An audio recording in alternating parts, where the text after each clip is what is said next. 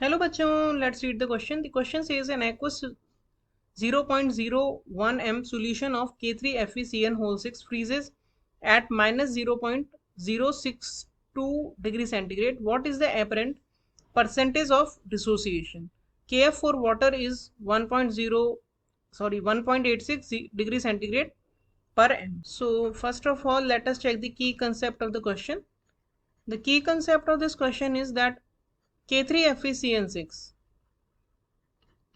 Ionises as क्या देगा, ये तीन तो देगा K प्लस आयंस और एक देगा कॉम्प्लेक्स आयन FeCN होल 6 और इस पूरे के ऊपर 3 नेगेटिव चार्ज. तो टोटल आयंस जो इसने दिए वो हो गए 4, 3 ये और एक ये.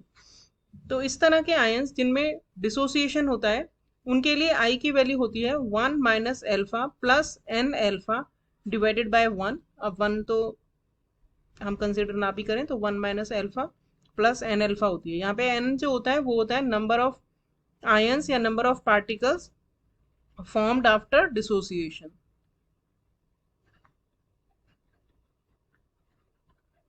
तो इससे हम निकाल सकते हैं एल्फा की वैल्यू. और डेल्टा टी एफ यानी डिप्रेशन इन फ्रीजिंग पॉइंट जो होता है वो होता है आई के एफ एम. यहाँ पे आई जो है वो वांट ऑफ फैक्टर है जो हम ऑलरेडी देख चुके हैं कि डिसोसिएशन में किस तरह से रिलेटेड होता है डिग्री ऑफ डिसोसिएशन से. और के एफ जो है वो डिप्रेशन मोलर डिप्रेशन कांस्टेंट है जो कि हमें दी भी हुई है वैल्यू, और एक कांस्टेंट होता है फॉर अ पर्टिकुलर सॉल्वेंट, और एम जो है वो है मोलैलिटी.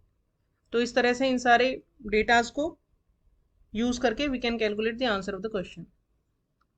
तो अब अगर हम इसका कंप्लीट सॉल्यूशन देखें तो हमें क्या क्या डेटा दिया हुआ है. हमें मोलैलिटी दी हुई है 0.01 m. हमें फ्रीजिंग पॉइंट दिया हुआ है माइनस 0.062 डिग्री सेंटीग्रेड. इससे हम डिप्रेशन इन फ्रीजिंग पॉइंट निकाल सकते हैं.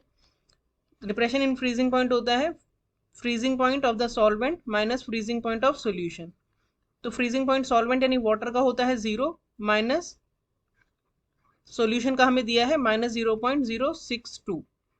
तो ये आ जाएगा 0.062 degree centigrade delta T F. और के एफ की वैल्यू हमें दी हुई है 1.86. So using the formula we can calculate i. I हो जाएगा delta T F divided by K F into m. Delta T F है 0.062, के एफ है 1.86 और एम है 0.01. तो इसे जब हम कैलकुलेट करेंगे तो आई की वैल्यू आएगी 3.33. और आई हमने देखा कि आई होता है 1 minus alpha plus n alpha, और एन की वैल्यू थी हमारी 4.